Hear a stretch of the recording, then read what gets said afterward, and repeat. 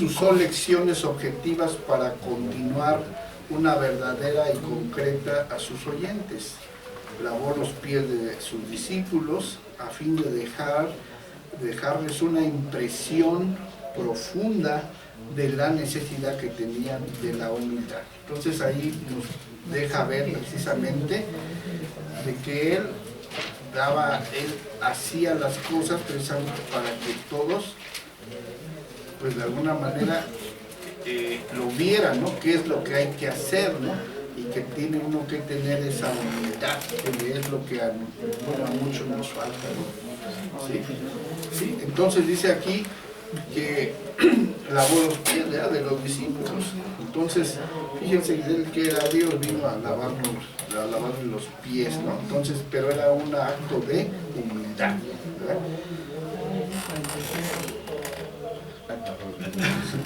Entonces ahí precisamente nos da la referencia en Juan 13, 13.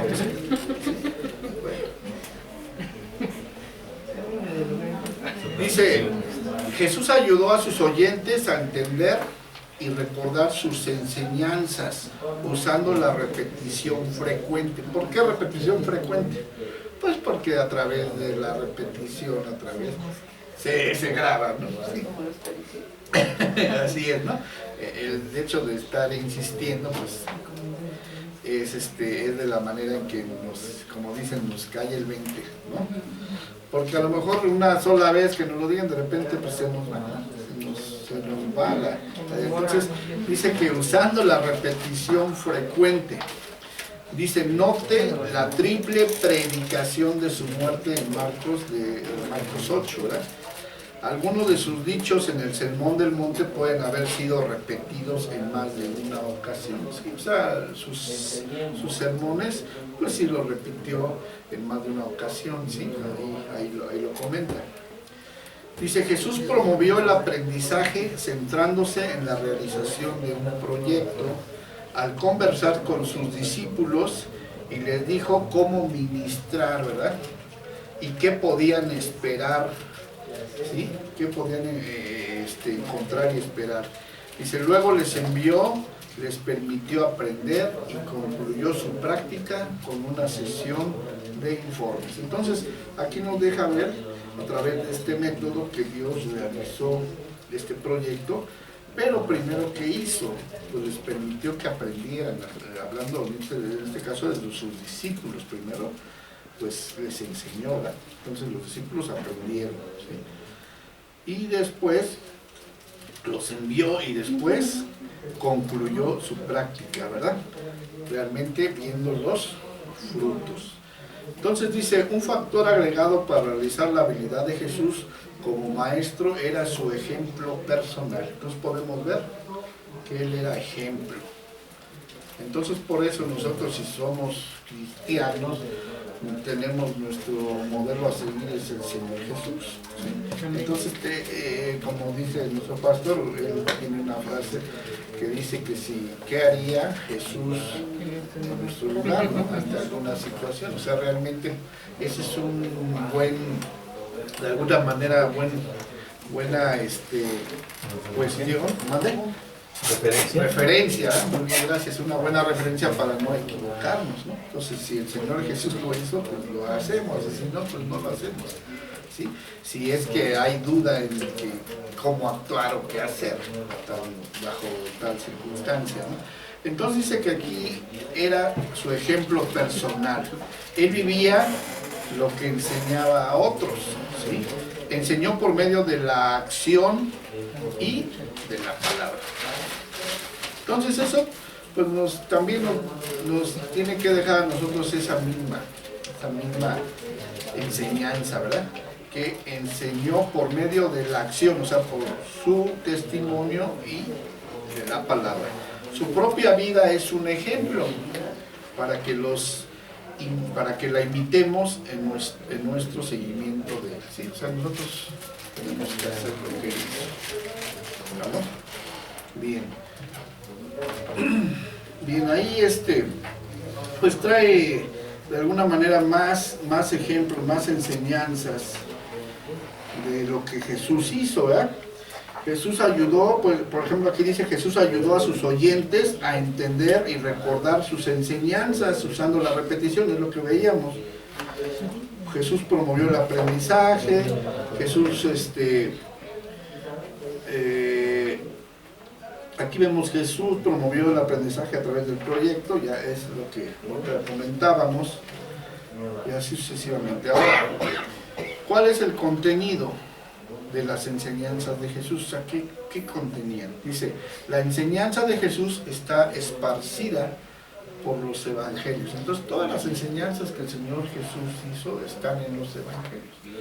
Entonces, si nosotros vemos pues, el evangelio de Mateo, Marcos, Lucas, realmente son evangelios sinópticos. ¿Por qué? Porque realmente todos estos tres evangelios coinciden en lo mismo, ¿no? Pero bueno, son diferentes enfoques, ¿sí? Diferentes formas de cómo lo percibieron ellos, ¿sí? Y de alguna manera, si nosotros lo alineamos, dice, si hacemos un estudio alineándolo de forma paralela o vertical, coinciden todos esos, los tres evangelios. Juan no, ya él trae otra enseñanza, pero realmente los tres evangelios sí. Entonces aquí dice que la enseñanza de Jesús está esparcida por los evangelios. Aparece frecuentemente en bloques, algunos de los cuales representa un monólogo, ahí habla de los capítulos del 5 a 7 en Mateo. Otras enseñanzas aparentemente fueron entregadas en el contexto de un diálogo, ¿sí? Jesús habló sobre temas teológicos y también temas morales. En el Sermón del Monte habló sobre moralidad sexual, ¿sí? Sobre venganza, sobre perdón, ¿sí? Enseñó sobre la naturaleza de Dios y su propia función en el plan divino. Presentó también instrucciones prácticas cuando preparó a sus discípulos para la persecución venidera, ¿sí? Entonces ahí nos dan presentes las referencias bíblicas. Bueno, por el tiempo no podemos ir a ver cada una de ellas, ¿verdad? Pero precisamente ya con calma, pues sí es bueno estarlas consultando, ¿verdad? ¿Qué fue lo que enseñó en esos pasajes? Dice, en cuanto a temas doctrinales específicos, Jesús enseñó acerca del Espíritu Santo. Sí, que eso está en Juan 16, 8 al 11. Dice, enfatizando que solo los nacidos del Espíritu pueden entrar al reino de Dios, ¿sí? Entonces, eso es un tema doctrinal muy importante, ¿verdad? Yo diría más el principal, ¿verdad? ¿Sí? Donde enseña que aquella persona que no es nacida de nuevo, pues realmente no podrá entrar al reino de Dios. ¿Por qué? Porque sabemos que cuando el Espíritu Santo viene y mora en nosotros, el Espíritu Santo es el que va a hacer un cambio y una transformación en nuestras vidas, ¿sí? Entonces, si no permitimos al Espíritu Santo que Él obre en nuestras vidas, pues entonces realmente no somos nuevas personas, seguimos siendo las mismas personas, ¿sí? Entonces sí es indispensable, ahora sí, que el Espíritu Santo more en nosotros. Dice, entonces, esos son de los temas doctrinales que el Señor Jesús enseñó sobre el Espíritu Santo, ¿sí? Dice, no hizo una presentación sistemática de una doctrina acerca de las Escrituras, pero enfatizó su confiabilidad. Dice, no enseñó mucho en cuanto a la iglesia, pero afirmó que él la había fundado, ¿no? Sí, o sea, pues con eso es suficiente, ¿verdad?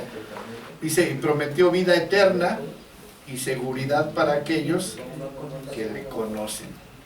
Y prometió regresar para llevar a sus seguidores a un hogar celestial. ¿Sí? Entonces son, pues de alguna manera, el contenido de las enseñanzas, ¿no? Vamos a ver otras tres. Dice, Jesús no vaciló en proclamar la importancia de su propia misión, ¿sí? Sabía que había venido para predicar el Evangelio, ¿sí? Ahí habla Lucas 4:43, y llamar a los pecadores ¿a qué? Al arrepentimiento. Ese es el Evangelio. Llamar a los pecadores al arrepentimiento. Reconoció que Dios le había enviado a ofrecer su vida como rescate por muchos. Dice, antes de su crucifixión informó al Padre el cumplimiento exitoso de su misión, ¿sí? Pero realmente podemos ver que lo que vino Jesús precisamente es a cumplir su propósito, el objetivo, ¿no? O sea, él no se anduvo con ahí de andar, como dicen aquí, vacilando, ¿no? O sea, que perdiendo el tiempo, por ejemplo, así lo podemos a lo mejor entender, ¿no? Ese Jesús no vaciló en proclamar la importancia de esa propia misión, ¿no? Entonces él a lo que vino, y es eso, una de las principales es eso, llamar a los pecadores al arrepentimiento. Jesús explicó a Nicodemo, aquí nos da el ejemplo de cuando tiene ese encuentro con Nicodemo, dice cómo él podía participar en el reino de Dios. El primer requisito incluía la regeneración que demandaba arrepentimiento, ¿verdad? El arrepentimiento involucra un cambio tanto moral como teológico y demandaba moralmente que una persona se entregara a Cristo en obediencia, ¿sí? Entonces, pues ya, bueno, hemos escuchado el argumento de Nicodemo, donde decía y le preguntaba al Señor Jesús que si él tenía que volver, ¿verdad?, a entrar al vientre de su madre, ¿no?, para nacer de nuevo. Pero entonces el Señor Jesús, pues de alguna manera sí se molesta en esa parte y le dice, tú siendo estudioso de las Escrituras, ¿no sabes esto? Entonces, como diciéndole, no sabes nada realmente, ¿no? Porque pues sí, eso es lo principal, ¿no? Entonces, ¿tú cómo es posible que no sepas esto? Entonces ya el Señor Jesús le dice que pues estaba refiriendo a que tiene que recibir, ¿no? Recibir realmente a Cristo y caminar en obediencia, ¿no? O sea, nacer de nuevo. Entonces aquí teológicamente demandaba una fe correcta en quién era y quién era Jesús, ¿verdad? La fe demandaba una confianza total en Cristo, solamente para ser liberado del pecado. Entonces sabemos que cuando nosotros venimos a Cristo, pues Él nos libera del pecado. Jesús usó el ejemplo de un niñito para demostrar la humildad necesaria para llegar a Él. Ahí en Marcos 10:13, vamos a ver ese Marcos 10:13. Marcos 10:13 al 16.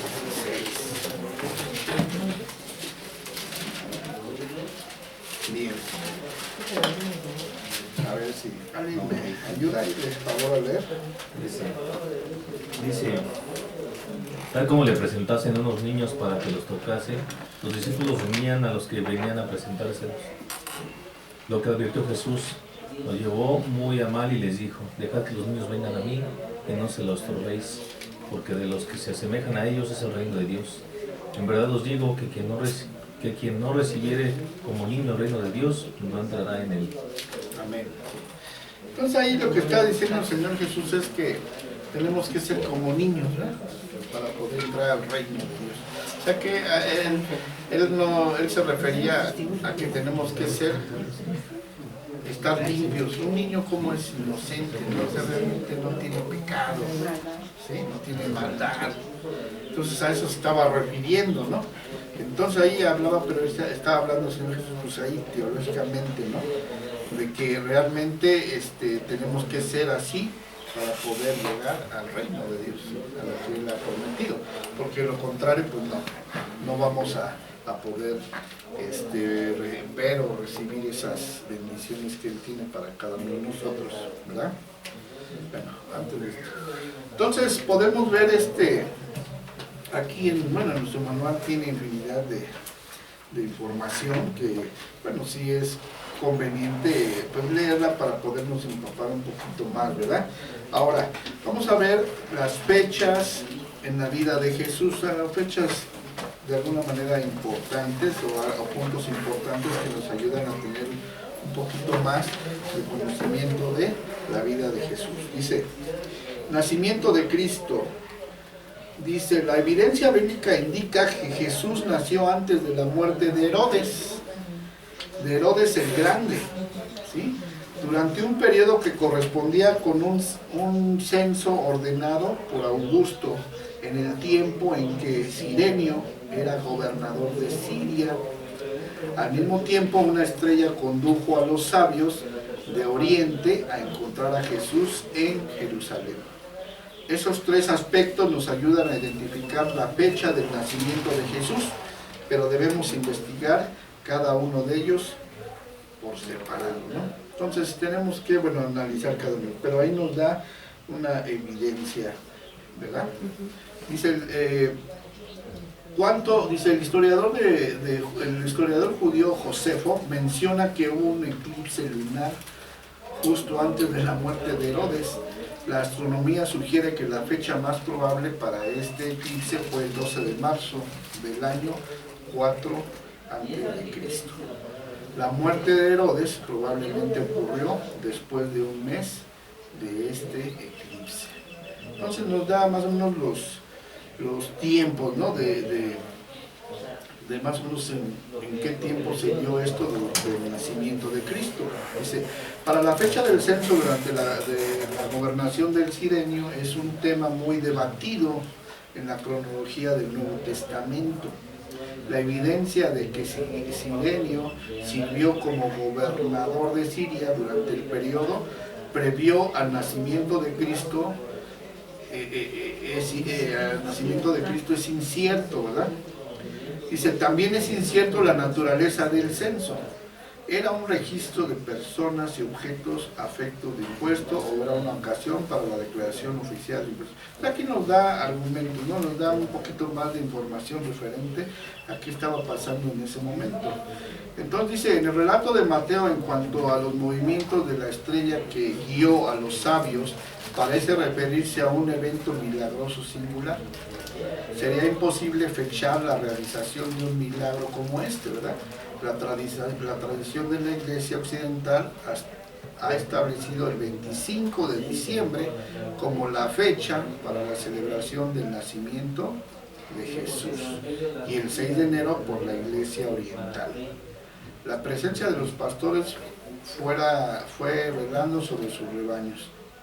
Entonces realmente aquí nos da una fecha, ¿sí? Que es el 25 de diciembre, que es la que realmente conocemos, pero ahorita, con el calendario que nosotros tenemos, pues no es el mismo que llevaban en ese momento, ¿no? El calendario del pueblo de Israel. Entonces, pues se supone que realmente no fue en diciembre, fue en otro mes a principios de año, ¿no? Creo que por ahí dicen que en enero, febrero. Hay otros estudios que dicen hay otros estudios, igual así, que dicen que por ahí de la última semana de agosto, primera de septiembre. Sí, hasta en agosto. Entonces realmente no hay algo que nos dé exactamente, nada más tomamos, así que todo esto se ha recabado, como les digo, a través de escritos que dan referencias y dan evidencias, pero realmente fechas así exactas no las hay. Entonces podemos ver que los evangelios no nos dan realmente fechas exactas desde el nacimiento, ¿no? Entonces más que nada se enfocan a la obra o al ministerio de Jesús. Bien, ahora, la duración del ministerio de Jesús, ¿cuánto duró? ¿Sí? Bueno, se habla que más o menos el ministerio de Jesús lo hizo en 3 años aproximadamente. ¿Sí? Aquí dice lo siguiente: el Evangelio de Juan ofrece la información más útil para medir la duración del ministerio de Jesús. Juan menciona la ocurrencia de al menos 3 Pascuas, ¿sí? durante el ministerio de Jesús. Esto en sí mismo implica una duración de por lo menos 2 años. Sin embargo, no es seguro que Juan mencionó todas las fiestas de la Pascua celebradas durante el ministerio de Jesús, dado que ofrecer una crónica de esas fiestas estaba más allá de su propósito. Entonces, su ministerio de Jesús involucró posiblemente una cuarta Pascua. La duración total del mismo pudo haber sido de por lo menos 3 años, ¿sí? Aún así, su ministerio comprendió solo 3 Pascuas. Pudo haber durado a lo menos 3 años. Por ello, 3 años es una duración razonable para su ministerio. Entonces, también igual, no hay alguna fecha exacta, pero así es, con las evidencias que se tienen, pues se dice que fueron 3 años, ¿sí? Asimismo, la muerte de Jesús. El esfuerzo para determinar una fecha exacta para la muerte de Jesús a menudo producirá diferentes análisis, ¿verdad?, de la información que se tiene.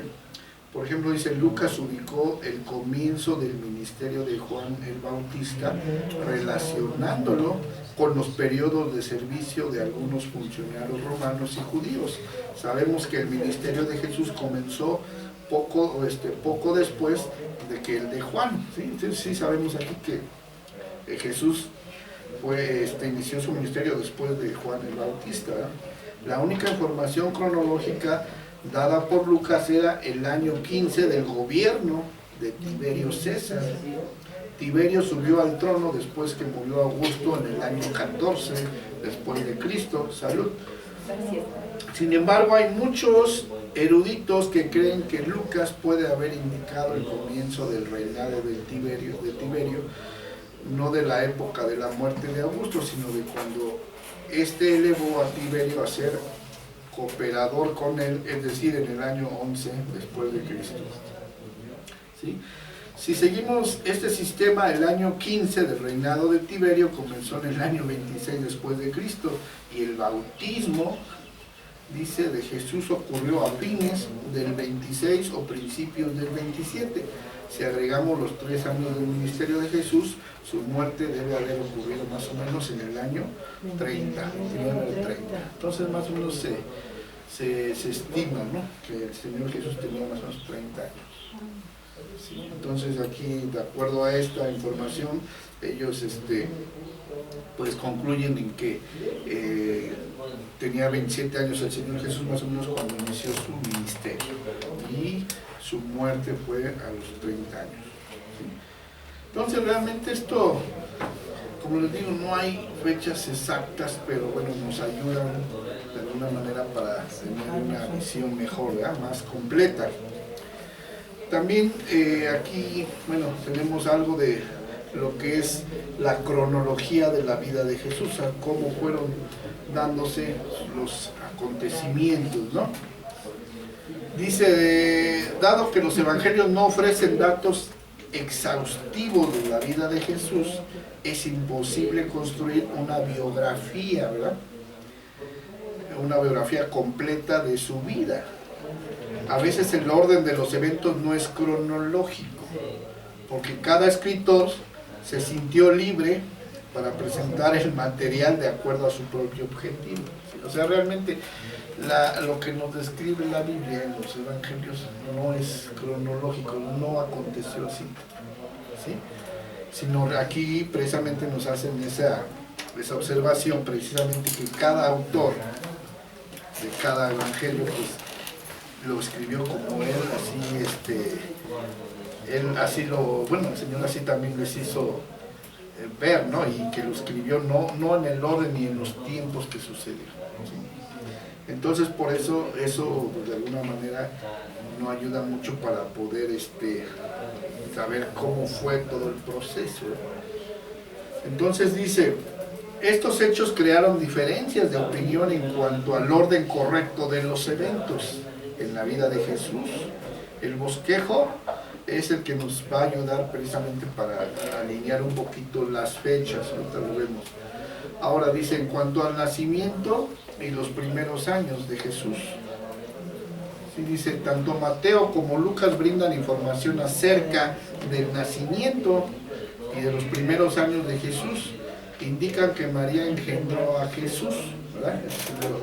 Ya lo sabemos, María engendró a Jesús por el milagro biológico de la concepción virginal. Lucas cuenta acerca de la vida de los pastores a Belén en relación con el nacimiento. También incluye la presentación de Jesús en el templo al 8º día de su nacimiento. Mateo relata la historia, ¿sí?, de la visita de los sabios, de los magos y la matanza de los niños inocentes en Belén, ¿sí? Ahora, el periodo de preparación del Señor Jesús. Dice, antes de que Jesús comenzara su ministerio, ocurrieron 3 incidentes. El primero, el ministerio de Juan el Bautista, ¿sí? Entonces, bueno, sabemos que pues el Señor Jesús también pues se preparó, ¿verdad?, para el ministerio que él tenía, ¿sí? Entonces dice aquí, así lo visualizan, de que en 3 tiempos. Primero, el ministerio de Juan el Bautista. Dice en Mateos, en el Evangelio de Mateos y Lucas, presentan la información más completa en cuanto a estos incidentes, ¿verdad? Pero Marcos hace una alusión breve a los 3. O sea, realmente podemos observar que en los 3 evangelios, casi todo en los 3 evangelios contiene gran parte del ministerio de Jesús, pero desde otro enfoque, ¿sí? Pero hay unas cosas que tiene Marcos, pero que otras que no tiene Mateo y que no tiene Lucas, ¿sí? Entonces por eso los 3 son complementarios, ¿sí?, que nos ayuda precisamente a entender un poquito mejor. Entonces por eso tenemos que hacer esa interrelación, ¿verdad? Bien. Entonces dice, Juan el Bautista cumplió la función, ¿verdad?, de anunciar precisamente el comienzo de una nueva era. Dice, mantuvo una unión con el pasado al seguir los métodos y las apelaciones morales de los profetas, ¿sí? Pero rompió con el pasado al anunciar la llegada del mensajero de Dios, ¿sí?, llamado a un bautismo de arrepentimiento aún a los líderes judíos. El bautismo de Jesús complementó el trabajo de Juan, pero Jesús, dice, el bautismo significaba la dedicación al plan de Dios. Sí, entonces realmente el Señor Jesús pues tuvo que dejar que Juan el Bautista lo bautizara, porque así era así tenía que suceder, precisamente por obediencia, así exactamente, ¿no? Entonces Juan el Bautista, pues él decía que ¿por qué mejor Jesús no lo bautizaba a él, verdad? Pero él dijo, no, es que así conviene para que se cumplan las escrituras. Así es.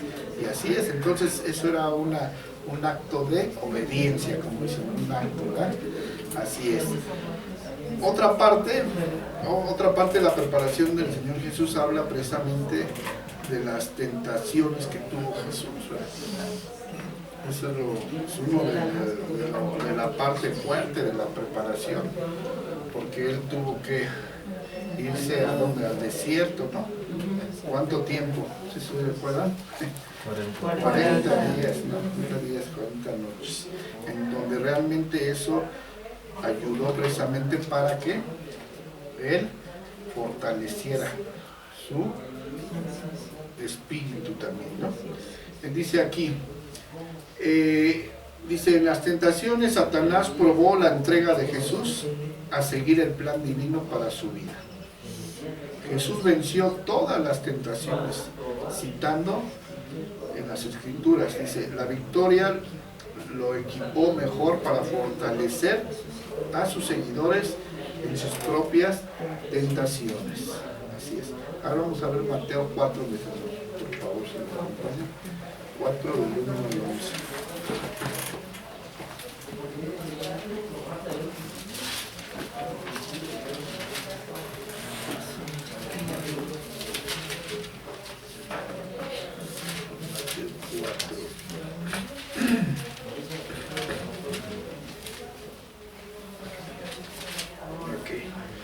Mateo 4 del 1 al 11.